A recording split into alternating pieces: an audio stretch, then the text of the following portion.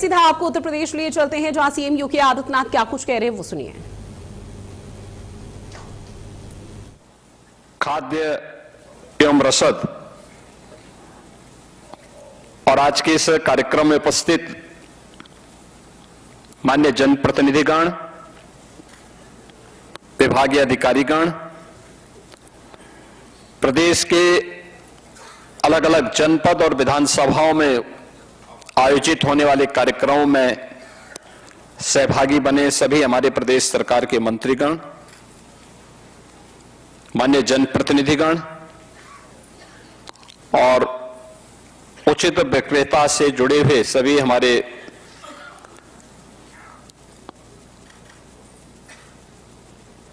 बहनों और भाइयों, मैं सबसे पहले खाद्य एवं रसद विभाग की ओर से आयोजित आज के इस कार्यक्रम में आप सभी का, जो यहां पे फिजिकली उपस्थित हैं उनका भी, और जिन्हें वर्चुअल इस कार्यक्रम के साथ जुड़ने का अवसर प्राप्त हो रहा है, उन सब का मैं हृदय से अभिनंदन करता हूं।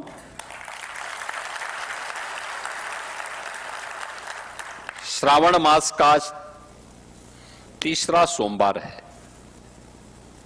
देवादिदेव महादेव के प्रति हम सबकी श्रद्धा और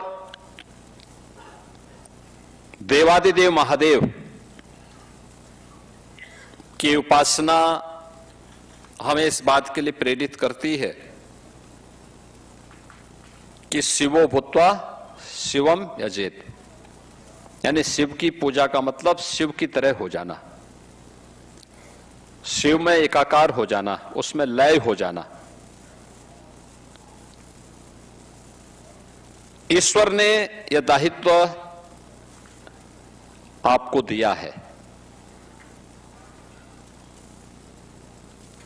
काम तो बहुत सारे लोगों के पास, हर व्यक्ति कुछ न कुछ काम धंधा शुरू करके अपनी आजीविका कमाता है, लेकिन आजीविका कमाने का माध्यम, और वह भी हर एक तबके के लिए,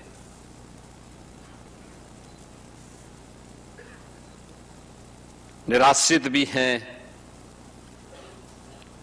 गरीब भी हैं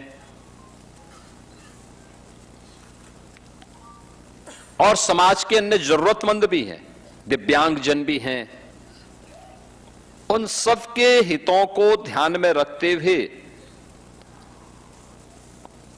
उन्हें शासन की योजना के साथ जोड़ने का कार्य, यानी दुनिया के अंदर शासन की अन्न योजना का जो सबसे बड़ी योजना है दुनिया की, उसमें शासन और जनता जनार्दन के बीच में सेतु का काम अगर कोई करता है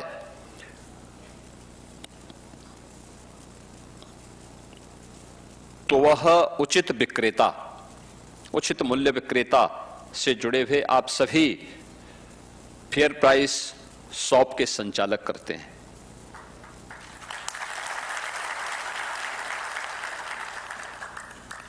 हमारा कार्य अगर हमें सम्मान न दिलाए तो कम से कम उस कार्य के कारण हमें अपमान न महसूस हो, ये जरूर हमें ध्यान में रखना चाहिए। 2017 के पहले आप कार्य करते थे, लेकिन लोग आपको शक की निगाहों से देखते थे, आपका सम्मान नहीं होता था। जो बात यहां पे डिप्टी सीएम श्री ब्रजेश पाठक जी कह रहे थे,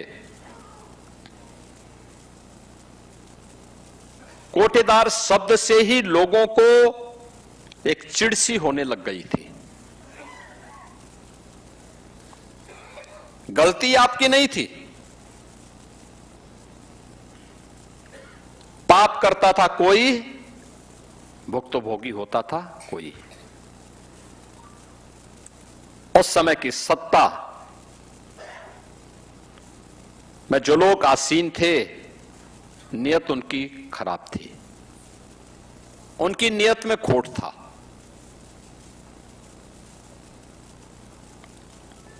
उनके भ्रष्ट आचरण की आंच से आप चाहते हुए भी अपने आप को बचा नहीं सकते थे। और परिणाम क्या होता था? शक की निगाहों से आप देखे जाते थे। और केवल आपके लिए नहीं था, पूरे यूपी में उस समय 20-22 करोड़ की जो आबादी थी वह इसी प्रकार की शक की निगाहों से देखी जाती थी। यानी यूपी के लोग, यूपी का नौजवान, यूपी का व्यापारी, यूपी की बेटियां, यूपी का कोई भी नागरिक अगर उत्तर प्रदेश से बाहर जाता था तो उसको उसी शक की निगाहों से देश देखता था, सम्मान नहीं करता था। ये जो परिवर्तन आया है,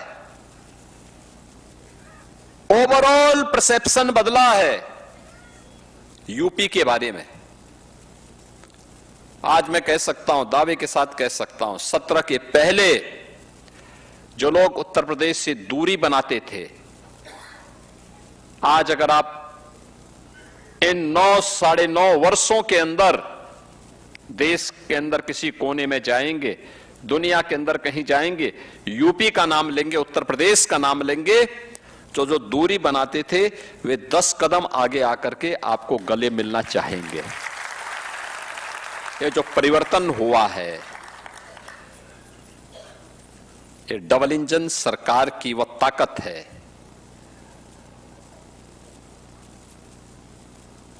जो एक सामूहिक रूप से प्रधानमंत्री मोदी जी के मार्गदर्शन में, उनके नेतृत्व में इस प्रदेश ने अर्जित की है।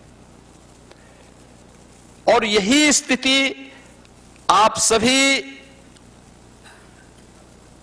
उचित मूल्य के विक्रेताओं के सामने भी थी। मेहनत आप करते थे, अब राशन शासन नहीं भेज रहा है तो गलती आपकी क्या थी, लेकिन गाली आप खाते थे। लूट उनकी होती थी लेकिन खामियाजा आपको भुगतना पड़ता था, परेशानी आपको होती थी।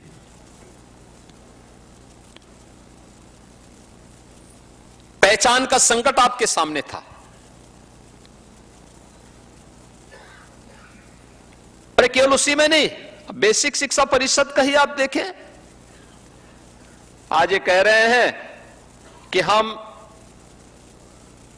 स्कूलों का वीडियो बनाएंगे। जरूर बनाओ भाई।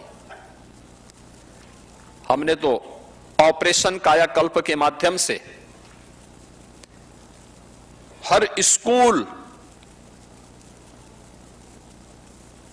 के अच्छी फ्लोरिंग बनवाने में योगदान किया है। बालक और बालिकाओं के लिए अलग अलग टॉयलेट बनवाए हैं, पेयजल की व्यवस्था दी है, स्मार्ट क्लास और डिजिटल लाइब्रेरी वहां दी है, फर्नीचर देने के कार्य किए गए हैं। हर बच्चे को 1,60,00,000 बच्चे के लिए बैग भी दिया है, बुक्स भी दिया है, 2 यूनिफॉर्म प्रत्येक बच्चे को,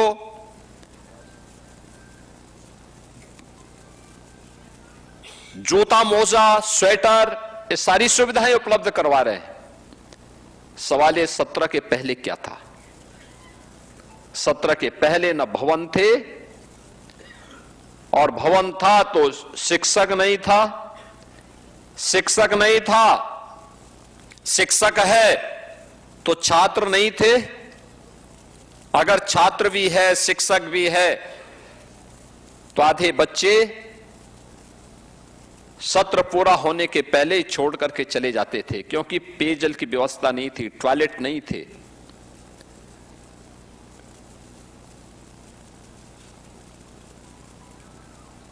विकास निपुण भारत अभियान के अंतर्गत उत्तर प्रदेश के स्कूली बच्चे न केवल अक्षर ज्ञान में बल्कि वाक्य विन्यास करने में पारंगत हुए हैं। विज्ञान की, गणित की, अंग्रेजी की शिक्षा वे अपने स्कूल में पढ़ते हैं और जब भी हम लोग स्कूल का भ्रमण करते हैं तो वहां पे देखते हैं कि बच्चे कुछ अच्छा कर रहे हैं। यानी ये जो परिवर्तन हुआ है, ये परिवर्तन दिखता है कि उस परिवर्तन को भी नकारात्मकता में बदलने के लिए लगातार जिन लोगों ने कर नहीं पाए, आज वे आरोप प्रत्यारोप करते हैं। और यही स्थिति आप सबके लिए भी हुआ है। प्रदेश का परसेप्शन ठीक हो, उचित मूल्य विक्रेताओं के बारे में लोगों की धारणा ठीक हो, इसी के लिए 2017 में हम लोगों ने ई पॉस मशीन लगानी प्रारंभ की थी।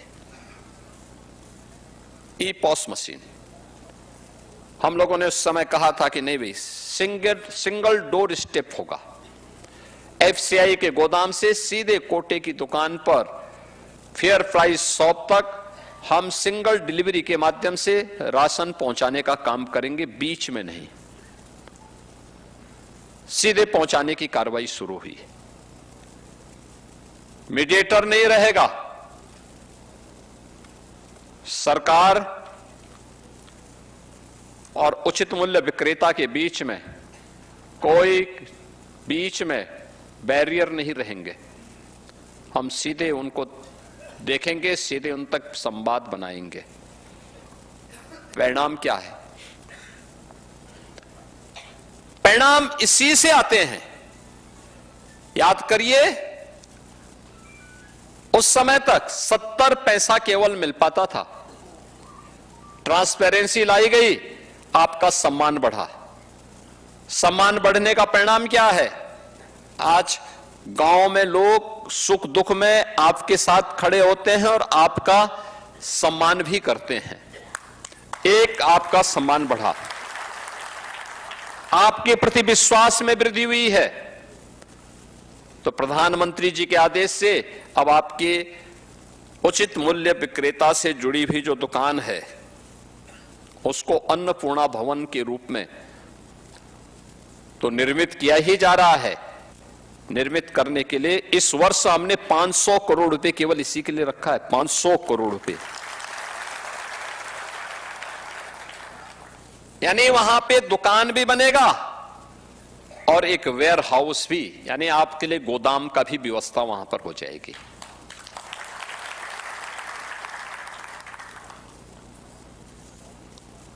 इसके साथ ही यह सुविधा भी दी गई। पहले क्या होता था? पहले होता था कि आप केवल राशन ही बिक्री करेंगे। अब आपको ये सुविधा दी जा रही है। 39 आइटम ऐसे हैं, उन सामानों को आप अपनी दुकान में ला करके बेच सकते हैं। 39 प्रकार के आइटम ऐसे हैं, यानी नशीली पदार्थ न हो, समाज और देश के प्रतिकूल कोई ऐसा आचरण न हो, तो फिर कोई समस्या नहीं। आप अपनी दुकान से वे सारे सामान बेचिए, कपड़े बेचिए, अन्य सामान, साबुन बेचिए, टूथपेस्ट बेचिए, तेल बेचिए, कोई समस्या नहीं, कोई रोक टोक नहीं है। अब पहले ये नहीं होने दिया जाता था, अब ये छूट आपको उपलब्ध हुई है। और 70 पैसे से पहले 90 पैसा, 90 पैसे से बढ़कर के अब आज आपके मानदेय को, जो आपकी मार्जिन मनी है, उस मार्जिन मनी को 90 पैसे से बढ़ा करके 10 रुपया भारत सरकार ने बढ़ाया और 25 रुपए यहां से, यानी सीधे 35 रुपए एक साथ वृद्धि हो रही है।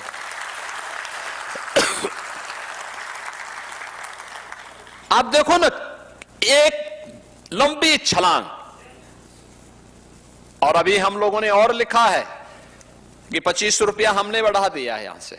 अभी हमने भारत सरकार को भी लिखा 25 रुपया और बढ़ाने के लिए। अगर वहां से हो जाता है तो फिर तो आपके पास तब तो बोलना ही क्या है। लेकिन समय लगेगा, एक प्रक्रिया होती है, पूरे देश के बारे में सोचना होता है। लेकिन एक व्यवस्था वहां पर लागू करने का कार्य, और सबसे बड़ी बात यह है बहनों और भाइयों, सबसे बड़ी बात यह है, कार्य वो होना चाहिए जिसमें सम्मान हो। जिसमें सम्मान न हो वह कार्य कभी नहीं करना चाहिए, कभी नहीं करना चाहिए। पीढ़ियां खराब होती हैं, पीढ़ियों पर प्रभाव पड़ता है। और अगर इस कार्य से अब आपको सम्मान मिलेगा, कोई आज के दिन पे आप पे उंगली नहीं उठा सकता। मुझे याद है 2017 के पहले 2017 के पहले क्या स्थितियां थी। भूख से मौत होती थी, गरीब का राशन कार्ड कोई ना कोई सपाई अपने घर में रख लेता था, वो बेचारा भूख से मरता था। आज ऐसी स्थिति नहीं है। प्रधानमंत्री गरीब कल्याण अन्न योजना के माध्यम से 15 करोड़ लोग प्रदेश के अंदर फ्री में राशन की सुविधा का लाभ प्राप्त कर रहे हैं। फ्री में राशन की सुविधा। निराश्रित लोगों को, दिव्यांगजनों को जो दुकान तक नहीं आ सकते, उन लोगों के राशन को उनके घर तक पहुंचाने की व्यवस्था हो रही है। 2 करोड़ परिवारों को रसोई गैस के फ्री में कनेक्शन उपलब्ध करवाए गए हैं। 1,53,00,000 परिवार ऐसे थे जिन लोगों के पास कभी बिजली के कनेक्शन नहीं मिल पाए थे, उनको फ्री में बिजली के कनेक्शन उपलब्ध करवाए गए हैं। 10,000 राशन की इन दुकानों को अन्नपूर्णा भवन के रूप में स्थापित किया गया है। अन्नपूर्णा भवन। और पूरे प्रदेश में इस वर्ष 500 करोड़ रुपए इसके लिए अतिरिक्त रखा गया है। आप सोचो ना, राज्य कैसे आगे बढ़ता है।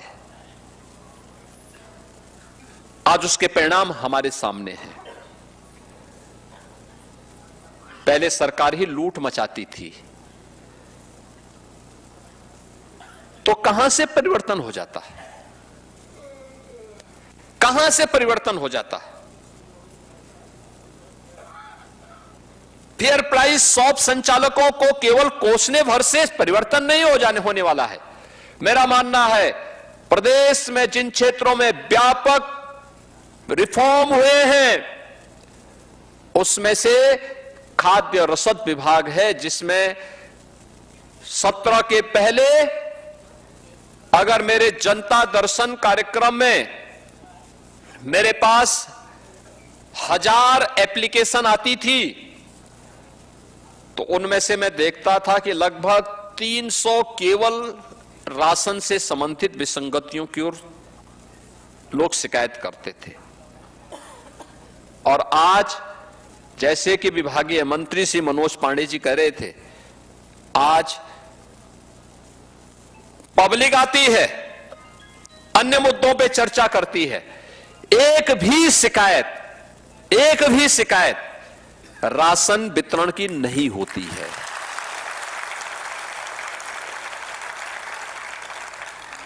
यह आपका सम्मान है, यह है आपका सम्मान, यह है आपका सम्मान। अब आपकी कोई शिकायत नहीं करता है, अब आपको कोई कटघरे में नहीं खड़ा कर सकता है,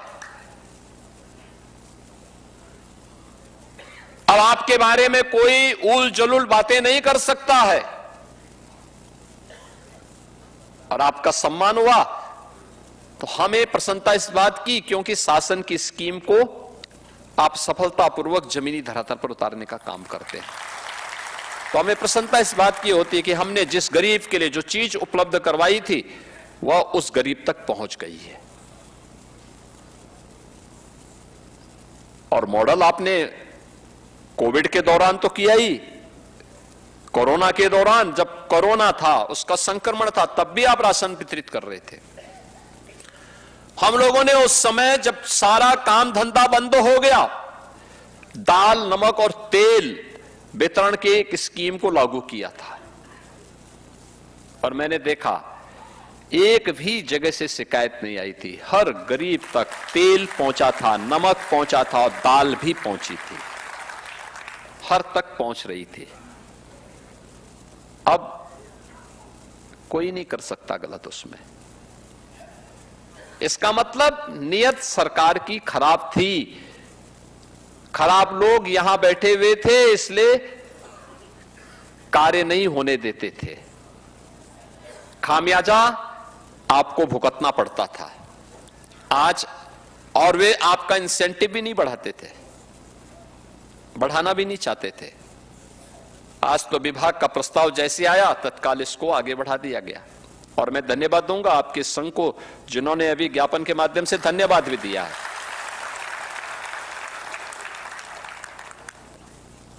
धन्यवाद भी दिया। बहनों और भाइयों, जो परिवर्तन इसके माध्यम से होना है, यानी सामान्यतः जो एवरेज है, थोड़ा कम आगे ज्यादा पीछे आगे पीछे हो सकता है, लेकिन जो एवरेज होता है लगभग हर एक विक्रेता के यहां आवंटन लगभग 100 कुंटल के आसपास हो जाता है। और उसमें अगर हम देखेंगे तो अब तक प्रति जो फेयर प्राइस शॉप के संचालक हैं उनके प्रति माह की जो आय उसके माध्यम से होती थी वह 12,750 के आसपास हो जाती थी। अगर 100 कुंटल उसके पास जा रहा है तो 90 रुपए के हिसाब से ये पैसा हम देते थे, और अब जो पैसा हम इसमें देने जा रहे हैं 125 रुपए के हिसाब से देने जा रहे हैं, तो ये मान करके चलिए कि ये अब 16,250 रुपए, अगर कोई 100 कुंटल वितरित कर देगा तो 16,250 रुपए उसको केवल इसी से प्राप्त होंगे। इसके अलावा आप अपनी जो दुकान चलाएंगे वो अलग से, उसका मुनाफा आपका अलग है, लेकिन जो इससे ज्यादा बिक्री करेगा वह उतना ज्यादा उससे अपना मुनाफा कमा सकता है। यानी 30% की बढ़ोतरी पहली बार हो रही है उचित मूल्य के विक्रेताओं के लिए, कि 30% के मार्जिन मनी में बढ़ोतरी का कार्य ये केंद्र और राज्य सरकार ने किया है। और मेरा मानना है कि इसमें जितनी तेजी के साथ हम अन्नपूर्णा भवन को आगे बढ़ाने का काम कर पाएंगे, उतना ही वह परिवर्तन ला करके और भी बेहतर दिशा में उसके परिणाम हम सबके सामने आते हुए दिखाई देंगे। बहनों और भाइयों, आज यहां पे बहुत सारे कार्य, बहुत सारी योजनाएं विभाग के द्वारा संचालित हैं। मुझे याद है 2017 के पहले अन्नदाता किसानों से लिया जाने वाला जो खाद्यान्न था उसमें भी व्यापक हेराफेरी होती थी, व्यापक हेराफेरी होती थी। हम सीधे किसान से नहीं खरीदते थे, बीच में कोई मीडिएटर होता था। परिणाम क्या होता था? एमएसपी का लाभ किसान को नहीं मिल पाता था। हम लोगों ने कहा कि नहीं भाई, हम सीधे किसान से खरीदेंगे, एमएसपी का लाभ किसान को मिलना चाहिए।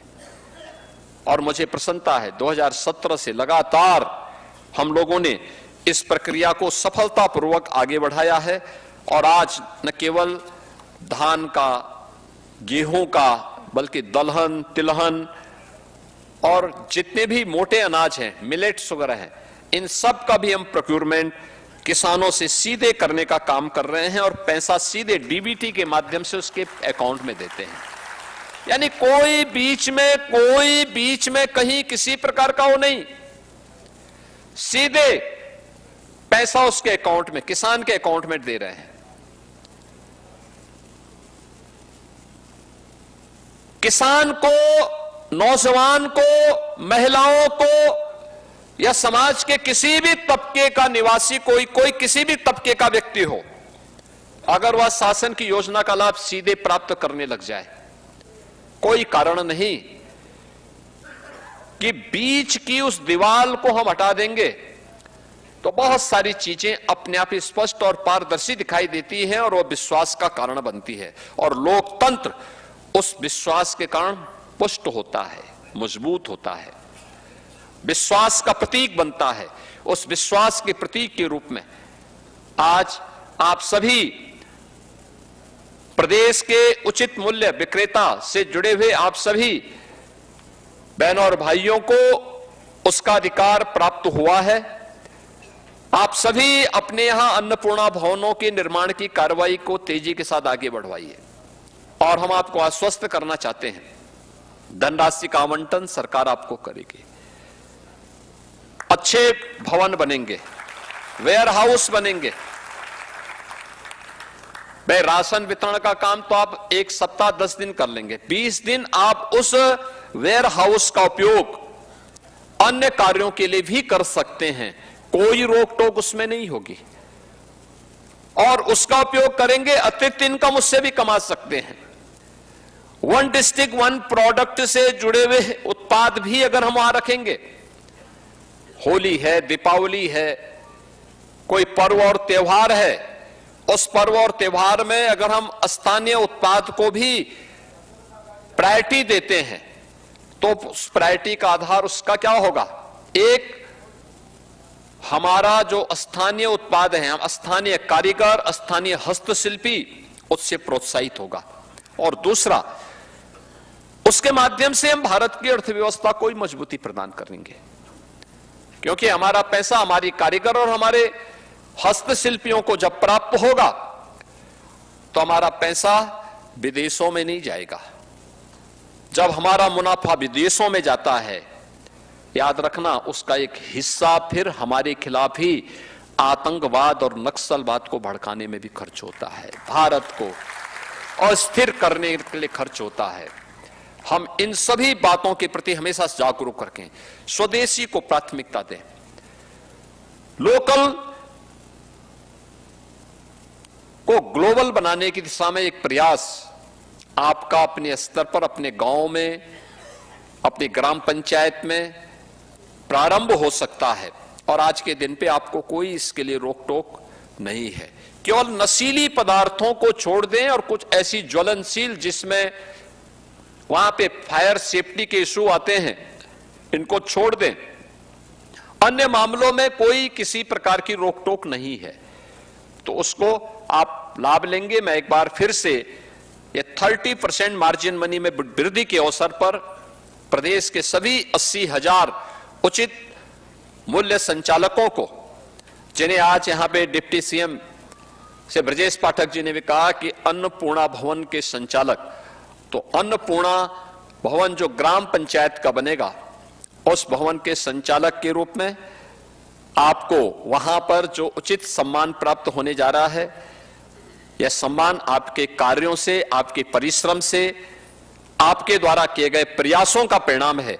मैं इसके लिए आदरणीय प्रधानमंत्री जी का हृदय से आभार व्यक्त करते हुए आप सभी के प्रति, प्रदेश भर के सभी 80,000 जितने भी हमारे अन्नपूर्णा भवन के संचालक हैं, इन सबको मैं हृदय से बधाई और शुभकामनाएं देते हुए अपनी वाणी को विराम देता हूं। धन्यवाद। जय हिंद।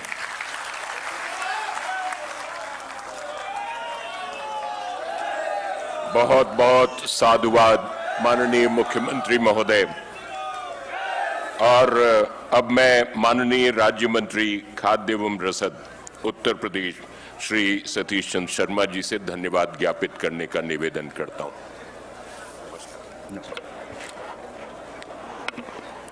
देवादेव महादेव के प्रिय मास सावन के तीसरे सोमवार के अवसर पर उचित दर विक्रेताओं के लाभांश वृद्धि के आज के कार्यक्रम में उपस्थित उत्तर प्रदेश के यशस्वी माननीय मुख्यमंत्री पूज्य योगी आदित्यनाथ जी, माननीय उप मुख्यमंत्री, चलिए आपको सीधे लेकर के चलते